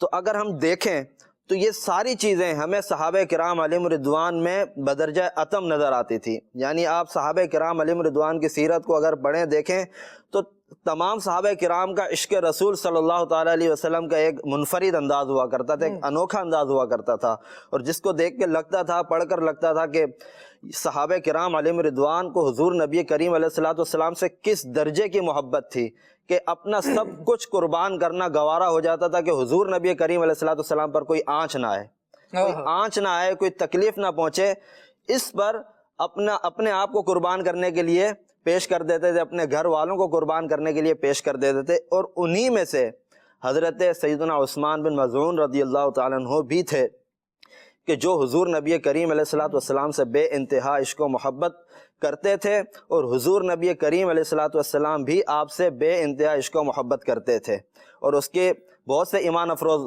واقعات ہیں جس میں سے کچھ بیان بھی ہوئے، اور یہ بھی تھا کہ جب حضرت عثمان بن مظعون رضی اللہ تعالیٰ عنہ کا انتقال ہوا تو حضور نبی کریم علیہ الصلوۃ والسلام کو بہت زیادہ رنج، تکلیف اور دکھ ہوا، اور آپ کی آنکھوں سے آنسو جاری ہو گئے، اور آپ نے حضرت عثمان بن مظعون رضی اللہ تعالیٰ عنہ کو بوسہ دیا، اور حضور نبی کریم علیہ الصلوۃ والسلام آپ کی قبر کے سرہانے پر کھڑے رہے اور آپ کی تدفین فرمائی، اور اس طرح محبت کا ایک اظہار کیا حضرت عثمان بن مظعون رضی اللہ تعالیٰ عنہ سے۔ اور حضرت عثمان بن مظعون رضی اللہ تعالیٰ عنہ کی حضور نبی کریم علیہ الصلوۃ والسلام سے محبت کا عالم یہ تھا کہ آپ نے اپنی پوری زندگی حضور نبی کریم علیہ الصلوۃ والسلام کی اطاعت و فرما برداری میں گزار دی، اور اس چیز میں گزار دی کہ حضور نبی کریم علیہ الصلوۃ والسلام مجھے کچھ کہیں اور ایسا نہ ہو کہ میں وہ نہ کر سکوں، یعنی حضور نبی کریم علیہ الصلوۃ والسلام نے گویا کہ اپنی بات پوری نہ کی اور آپ نے اس چیز کو پورا کر دیا، اس کام کو پورا کر دیا، اور ہر وقت سنت رسول صلی اللہ تعالیٰ علیہ وسلم میں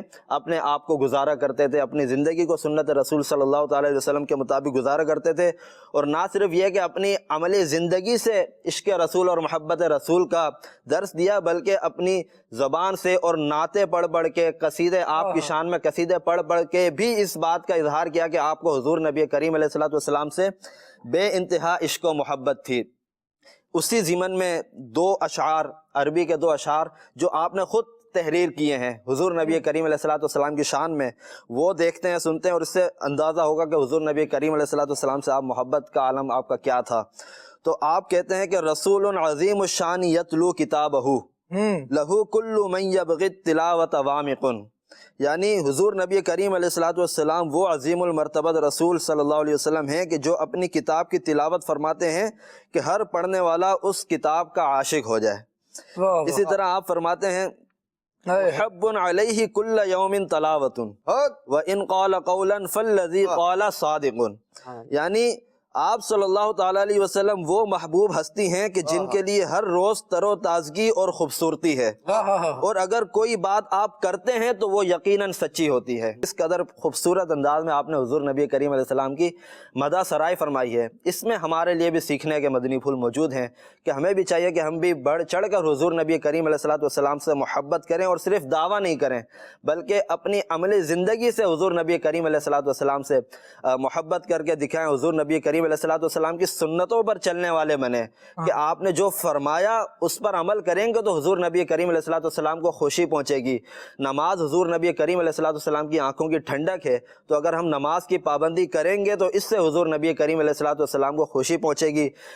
جو مرد حضرات ہیں وہ داڑھی رکھیں گے تو اس سے حضور نبی کریم علیہ السلام کو خوشی پہنچے گی، اور حضور نبی کریم علیہ السلام کا کثرت سے ذکر کرنے کا انداز یہ بھی ہے کہ حضور نبی کریم علیہ السلام پر کثرت سے درود پاک پڑھا جائے، درود پاک کی کثرت کی جائے حضور نبی کریم علیہ السلام پر جس قدر ہو سکے۔ ماہ شعبان اور ماہ رمضان میں تو ویسے ہی اس چیز کو بڑھا دینا چاہیے کہ ماہ درود و سلام بھی کہا جاتا ہے، اور پھر جو رمضان کا مہینہ ہے اس میں ویسے ہی مسلمانوں کا ایک عبادت کی طرف ذہن بن جاتا ہے کہ عبادت کرنی ہے۔ جو پورا سال بھی قرآن پاک نہیں پڑھتا یا درود پاک نہیں پڑھتا وہ بھی اہتمام کے ساتھ رمضان المبارک میں قرآن پاک پڑھتا ہے۔ کوئی ایک پورا قرآن ختم کرنے کا ہدف بناتا ہے، کوئی دو، کوئی تین، اپنی اپنی استطاعت کے مطابق۔ اس کے علاوہ جو نوافل ہیں ان کو بھی ادا کرنے کا اہتمام کرتے ہیں مسلمان۔ اسی طرح جو تہجد ہے کہ جو پورا سال بعد اوقات نصیب نہیں ہوتی، لیکن سحری کی برکت سے تہجد بھی بہت سے مسلمانوں کو نصیب ہوتی ہے، تو یہ اہتمام کرتے ہیں۔ لیکن اس کے باوجود کچھ ایسی چیزیں ہیں کہ جو رمضان میں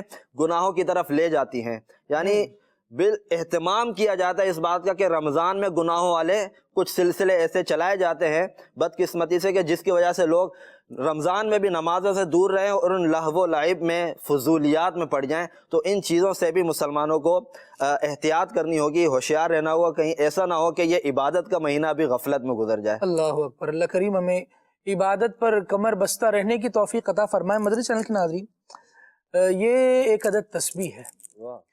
عام دنوں میں نا ہوتا یہ ہے کہ تسبیح ہاتھ میں لیتے ہوئے بھی نا بندہ تھوڑا سا شائع ہو رہا ہوتا ہے، شرما رہا ہوتا ہے، یار تسبیح ہاتھ میں ہوگی پتہ نہیں لوگ کیا کہیں گے، لوگ یوں کہیں گے، لوگ آوازیں کسیں گے وغیرہ وغیرہ، مختلف باتیں ذہن میں آ رہی ہوتی ہیں۔ رمضان آتا ہے نا، رمضان میں اگر ہاتھ میں تسبیح ہو تو دل کو اطمینان ہو رہا ہوتا ہے، کیونکہ ماحول بنا ہوتا ہے، سبھی کے ہاتھ میں کوئی تلاوت قرآن کر رہا ہے، کسی کے سر پہ سارے سال ٹوپی نہیں تھی تو اب سر ڈھانپ کو رکھ سر کو ڈھانپ کر رکھتا ہے, ہاتھ میں تسبیح اٹھا لیتا ہے, تو بھی جھجک نہیں ہوتی. اللہ کرے کہ یہ ہمارے ہاتھ میں ایسی آ جائے کہ ہمارے ہاتھ میں بھی رہے اور پھر درود و سلام بھی ہمارے لبوں پر رہے. پھر نبی پاک علیہ الصلوۃ والسلام کی سنتوں کی طرف بھی ہم آئیں تو رمضان کی تیاری میں ایک کام یہ بھی کریں کہ دیکھا جاتا ہے بہت سے لوگ, اور ان دنوں میں جو تسبیح, ٹوپی, عطر, مسواک, اس طرح کی جو چیزیں بیچنے والے ہیں ان کا کاروبار بھی انکریز ہو رہا ہوتا ہے, بڑھ رہا ہوتا ہے. تو اب کیا کریں, ایک تسبیح بھی خرید لیں. یہ تسبیح خرید لیں, ڈیجیٹل کاؤنٹرز آ رہے ہیں, آپ ان کو انگلی میں پہن کر پڑھتے رہیں, وہ خرید لیں جیسے آسان ہو, جس کے لیے آسان. اور پھر یہ ہاتھ میں رہے گی نا تو روزے کی روحانیت میں اللہ نے چاہا تو آپ اضافہ محسوس کریں گے, کیونکہ جب یہ ہاتھ میں ہوگی تو انشاءاللہ فضول گوئی سے بچ رہے ہوں گے. جہاں غیبت کی طرف, بری باتوں کی طرف دھیان جا رہا ہوگا, تسبیح ہاتھ میں ہوگی تو یہ خود ہمیں ہلا دے گی کہ میں بھی ہوں, مجھے پڑھ لو. بلکہ ایک شعر کسی نے کہا کہ ہاتھ میں پکڑی تسبیح مجھ سے کہتی ہے. بندہ تسبیح پڑھ رہا ہوتا ہے نا, تسبیح پھیر رہا ہے, آگے بڑھتی چلی جا رہی ہے. کسی نے کہا ہاتھ میں پکڑی تسبیح مجھ سے کہتی ہے مجھ کو رہنے دے, اب تھوڑا خود کو پھیر, اب اپنے ایک اخلاق کو درست کر, اب ذرا اپنے کردار کو درست کر, اب تو اچھا ہو جا. مجھے گھما گھما کے بہت سارا کام کر لیے, تو اس کی یہ کال آئے گی جب یہ ہاتھ میں آئے گی تب. جب یہ ہاتھ میں نہیں ہوگی کون کال دے گا, کون بلائے گا, کون اس طرف متوجہ کروائے گا کہ جناب والا اللہ کا ذکر کرنا ہے, درود پاک پڑھنا ہے. تو یوں تھوڑا سا اہتمام ہے, اس کو اوڑھ لیں, اس کو کریں, اور اس طرف آ جائیں کہ ہم نے رمضان کو پچھلے رمضان سے انشاءاللہ بہتر گزارنا ہے. اور اللہ کرے کہ ہماری زندگی کا ہر لمحہ ایسے نیکیوں والا بنتا چلا جائے, ہماری نیکیاں بڑھتی چلی جائیں. اللہ توفیق خیر عطا فرمائے. اللہ اکبر. ہوتا ہے کہ اسٹارٹنگ میں رمضان کے شروع میں تو مسجد کے اندر تسبیح ملتی ہی نہیں ہے. اللہ, ہاں, مسجد میں جو ٹنگی ہوئی ہوتی ہیں تسبیحات وہ بھی تسبیح کم ہو گئی, تسبیح کم ہو گئی, تسبیح نہیں ہے, تو وہ شوق ہوتا ہے ماشاءاللہ. ایسے ہی جو ڈیکس ہوتی ہیں, رحل ہوتی ہیں, تو وہ بھی بسا اوقات نہیں مل, قرآن مجید رکھ کر پڑھنے کے لیے وہ بھی نہیں مل رہی ہوتی ہے. لیکن پھر جب رمضان شریف گزرتا رہتا ہے تو پھر شوق بھی کم ہوتا رہتا ہے.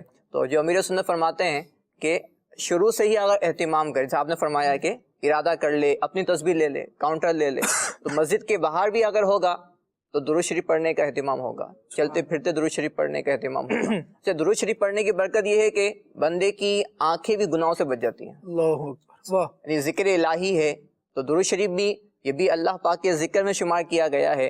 نبی پاک صلی اللہ علیہ وسلم کا ذکر ہوتا ہے, اللہ پاک سے دعا کی جاتی ہے رحمت کی, تو اس کی برکت سے بندہ گناہوں سے بچ جاتا ہے. یہ بات ایک یوں بھی ہے فضل بھائی, بہت پیاری بات آپ نے کی کہ جسم کا ایک عضو, جسم کا ایک حصہ اگر نیکی میں لگا ہے نا تو یہ پکار کے دوسرے حصے کو بھی نیکی میں ہی لگائے گا, اس کو گناہ سے بچائے گا.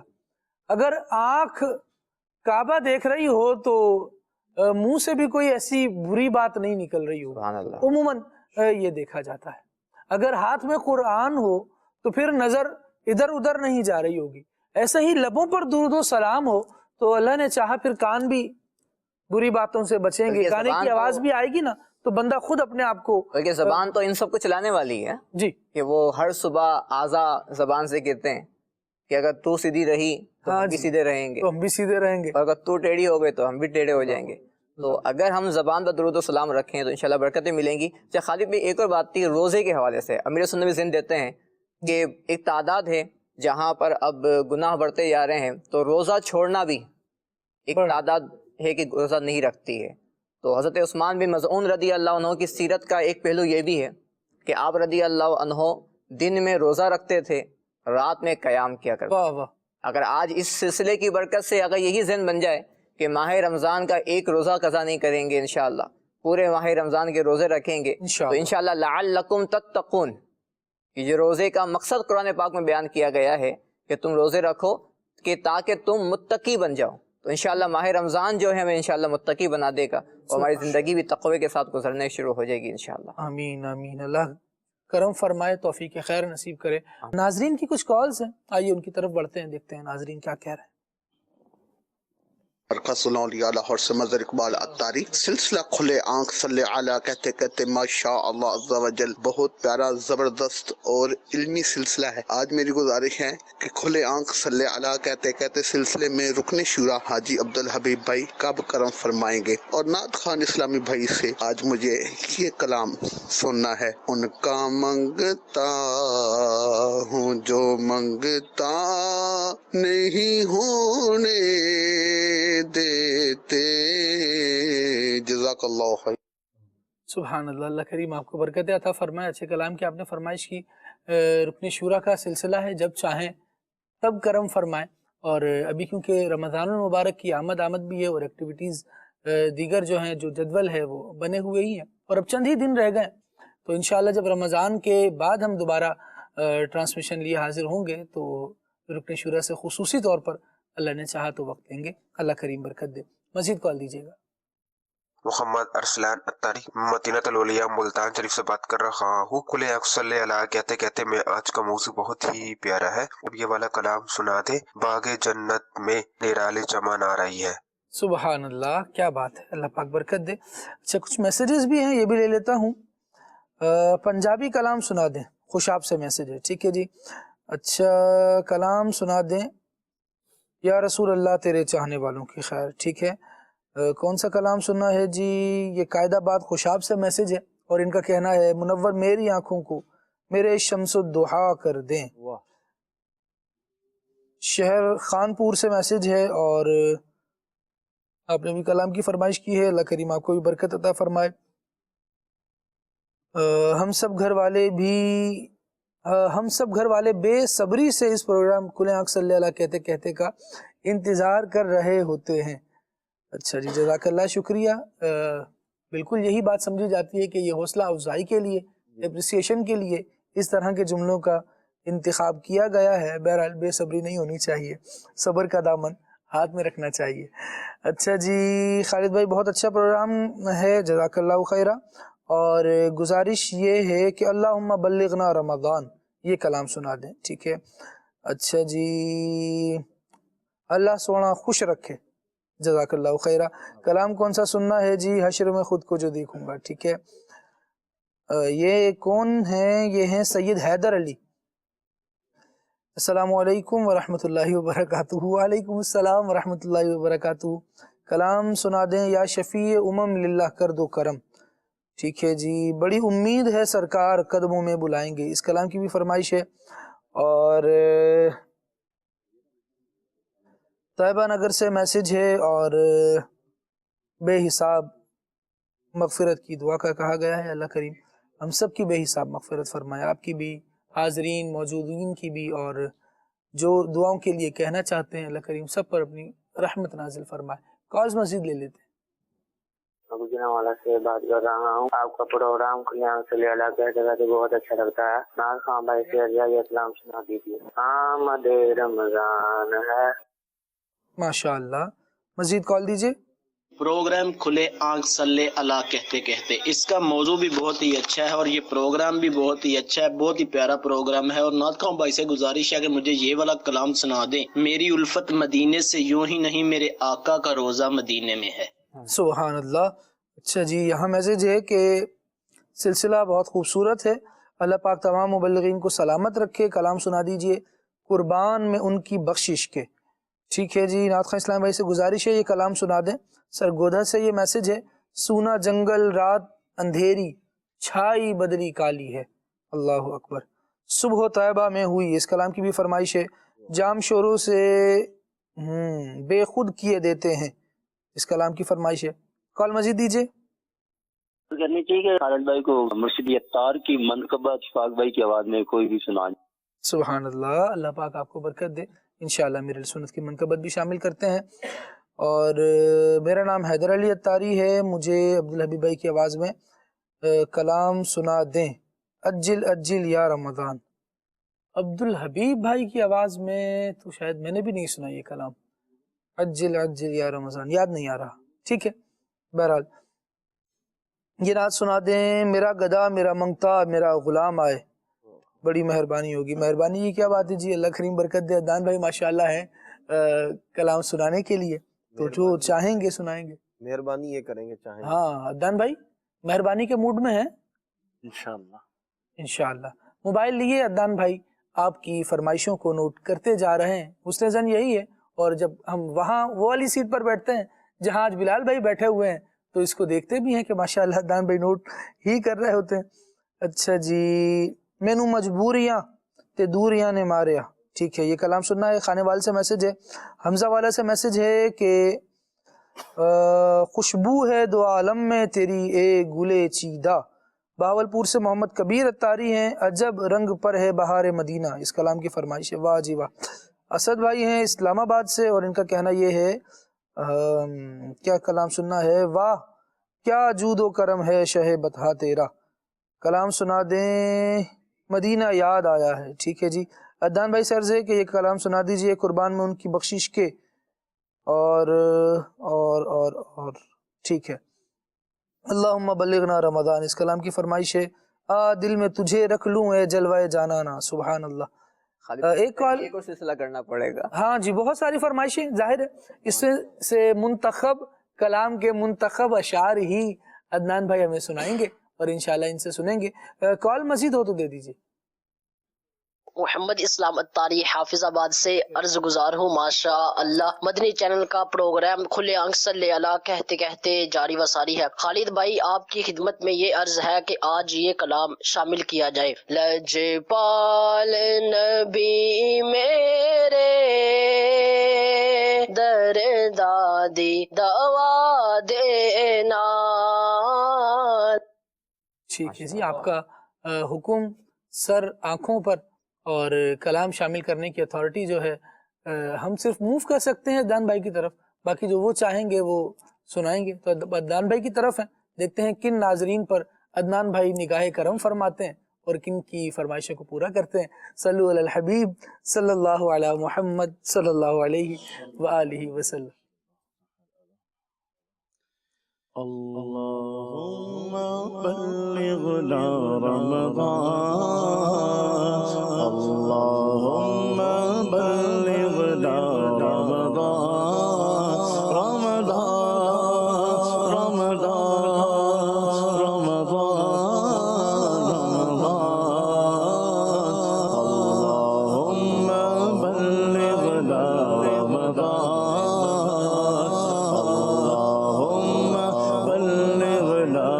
رمضان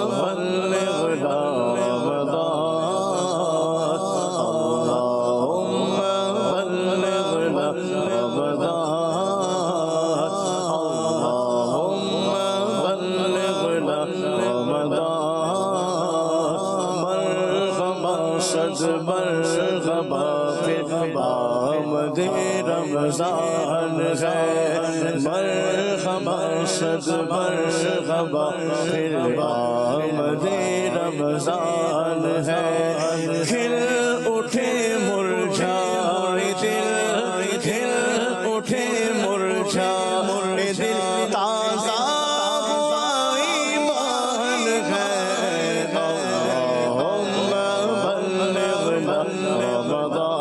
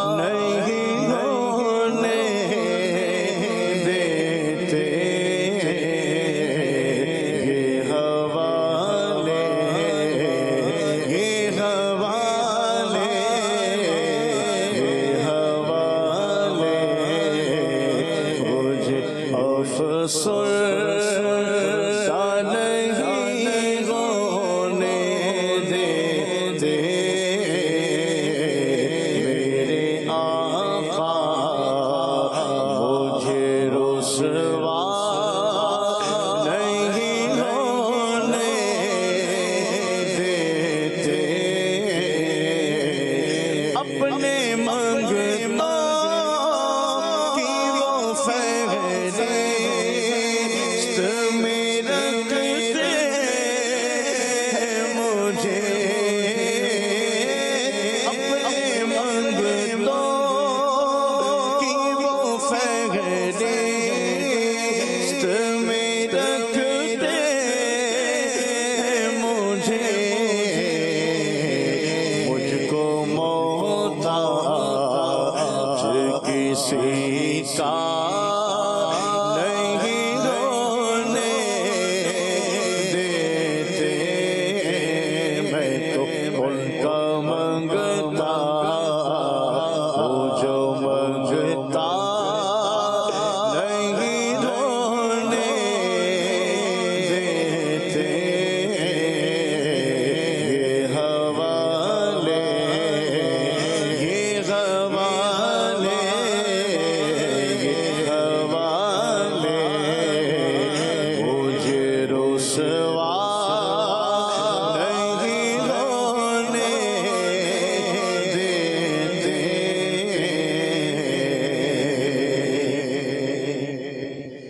حشر میں خود کو جو دیکھوں گا بکھر جاؤں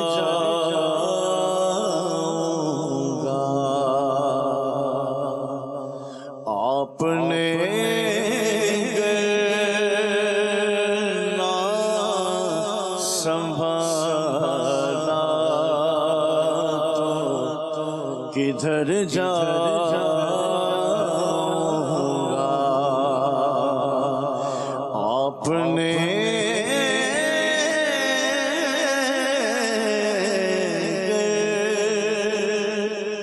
نہ سنبھالا تو کدھر جاؤں گا اتنا مانوس ہوا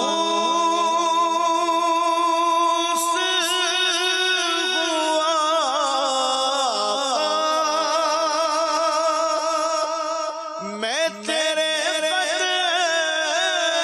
قدموں سے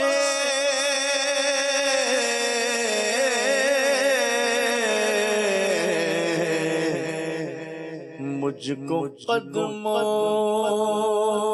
سے کیا دور تو مر جاؤں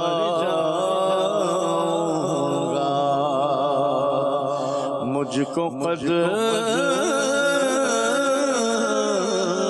قدموں سے کیا دور تو مر جاؤں گا میرا گدا میرا منگتا میرا غلام آئے میرا گدا میرا منگتا میرا غلام آئے میرا گدا میرا منگتا میرا غلام آئے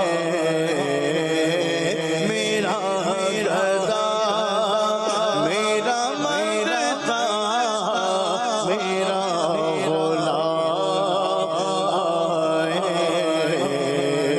خدا کرے ابھی طیبہ سے یہ پیام آئے خدا کرے ابھی طیبہ سے یہ پیام آئے غلام مصطفیٰ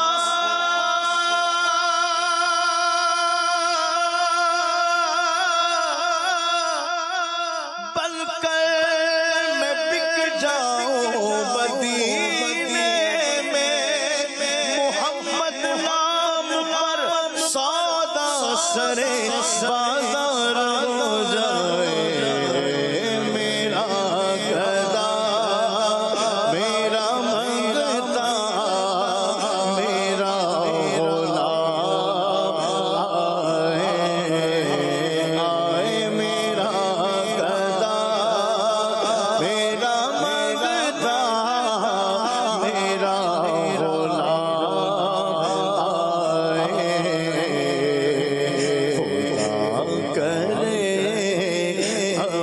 طیبہ سے یہ پیام آئے خدا کرے ابھی طیبہ سے یہ پیام آئے میں اس امید سے آیا ہوں ان کے روضے سے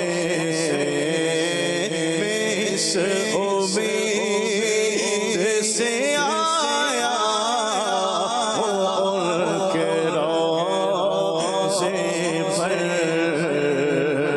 وہ پھر کہیں گے کہ واپس میرا آئے وہ پھر کہیں گے کہ واپس میرا غلام آئے میرا گدا میرا منگتا میرا غلام آئے خدا کرے ابھی طیبہ سے یہ پیام آئے لجپال نبی میرے دردادی دوا دینا لجپال نبی میرے دردادی دوا دینا جدو وقت نظر آئے دامن ہوا دینا جدو وقت نظر آئے دامن ہوا دینا دل روندا جان دینے جدو لوگ مدینے رو دل روندا جان دینے آقا جدو لوگ مدینے رو سانو بھی آقا دربار دکھا دے اللہ سبحان اللہ اللہ رب العالمین جل وعلا سید عالم صلی اللہ تعالیٰ علیہ وسلم کے دائرے پاک کی ہم سب کو بعد اب حاضری نصیب فرمائے۔ مدنی چینل کے ناظرین آئیے امیر علیہ سنت دامت برکاتہم العالیہ کی منقبت کے چند اشعار سنتے ہیں۔ کیا خوب مرتبہ ہے الیاس قادری کا کردار باصفا ہے الیاس قادری کا مرشدیت دار مرشدیت دار مرشدیت دار مرشدیت دار مرشد سیدی عطار مرشد سیدی عطار مرشد سیدی عطار مرشد سیدی عطار مرشد سیدی عطار مرشد سیدی عطار مرشد سیدی عطار مرشد سیدی عطار مرشدی عطار مرشدی عطار مرشد سیدی عطار مرشد سیدی عطار مرشد سیدی عطار مرشد سیدی عطار زرد زنا میں نشمو حمدہ امام نشمو زرد زنا میں نشمو حمدہ امام نشمو زرد زلفاننا زرد زلفاننا زرد پیزار مرشد سیدی عطار مرشد سیدی عطار مرشد سیدی عطار مرشد سیدی عطار مرشدی عطار مرشدی عطا مرشد سیدی عطا مرشد سیدی عطا مرشد سیدی عطا مرشد سیدی عطا اے امیر اہل سنت تیری شوکت زندہ باد، تجھ سے دنیا بھر میں ہے دین کی اشاعت زندہ باد، تیرے دم سے آئی وہ دین و شریعت کی بہار، اعلیٰ حضرت زندہ اور صدر شریعت زندہ باد، تیری مجلس میں گئے جو بن گئے صالح سعید، نوجوان پر ہو تیرا نوجوان پر ہو تیرا فیضان صحبت زندہ باد، مرشد سیدی عطا مرشد سیدی عطا مرشد سیدی عطا مرشد سیدی عطا مرشدی عطا مرشدی عطا مرشد سیدی عطا مرشد سیدی عطا مرشد سیدی عطا مرشد سیدی عطا، کاش سنی ساتھ تیرے مل کے آگے بڑھتے جائیں، پست ہو ادا کی قوت اور سنت زندہ باد، ظاہر و باطن جوانوں کا بدل کر رکھ دیا، ریزی آئے طیبہ نے تجھ کو جو طلعت زندہ باد، گوشہ گوشہ دنیا کا ہونے لگا ہے فیضیا، عام غرسو ہو گیا عام غرسو ہو گیا فیضان سنت زندہ باد، مرشد سیدی عطا مرشد سیدی عطا مرشد سیدی عطا مرشد سیدی عطا۔ سبحان اللہ، اللہ رب العالمین جل وعلا امیر اہل سنت دامت برکاتہم العالیہ کو صحت و تندرستی عطا فرمائے، عمر خضری عطا فرمائے، ان کے فیضان سے ہم سب کو حصہ نصیب فرمائے۔ مدنی چینل کے ناظرین، آج سلسلے کا عنوان حضرت عثمان بن مظعون رضی اللہ تعالی عنہ کی شخصیت رہی، اللہ رب العالمین آپ کے فیضان سے بھی ہم سب کو حصہ نصیب فرمائے۔ آپ کی سیرت میں ایک بات یہ بھی موجود ہے کہ آپ رضی اللہ تعالی عنہ نے اسلام قبول کرنے سے پہلے بھی کبھی بھی شراب نہیں پی، اور آپ فرمایا کرتے تھے کہ میں ایسی چیز کی طرف کیوں جاؤں کہ اگر میں اس کو استعمال کر لوں تو میری عقل زائل ہو جائے، اور جو کم تر لوگ ہیں وہ بھی میرا مذاق اڑائیں۔ تو سمجھدار انسان کو سمجھداری کے کام کرنے چاہیے۔ اللہ تبارک و تعالی ہم سب کو دین متین کی سمجھ بھی نصیب فرمائے، اور پھر اس کے احکامات پر عمل کرتے ہوئے زندگی بسر کرنے کی سعادت بھی عطا فرمائے۔ سبحانک اللہم و بحمدک، اشہد ان لا الہ الا انت، استغفرک واتوب الیک۔ صلاۃ والسلام۔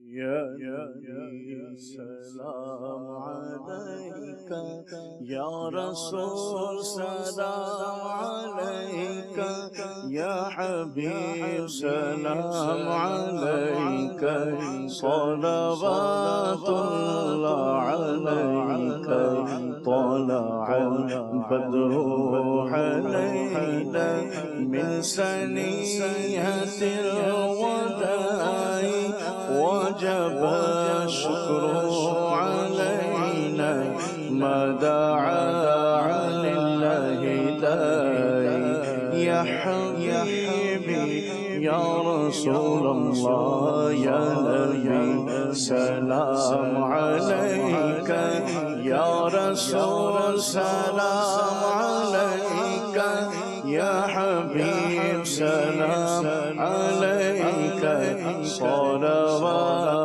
اللہ علیکہ۔ جاگنے کے وقت آنا، چہرہ انور دکھانا، مکر شیطان سے بچانا، اپنے دامن میں چھپانا، یا حبیبی یا رسول اللہ یا نبی سلام علیکہ، یا رسول سلام علیکہ، یا حبیب سلام علیکہ، صلوات اللہ علیکہ۔ چلو سیکھیں قرآن و سنت کی باتیں، جو مہکائیں دن اور کرے نور راتیں، کھلے آنکھ صلی अला कहते कहते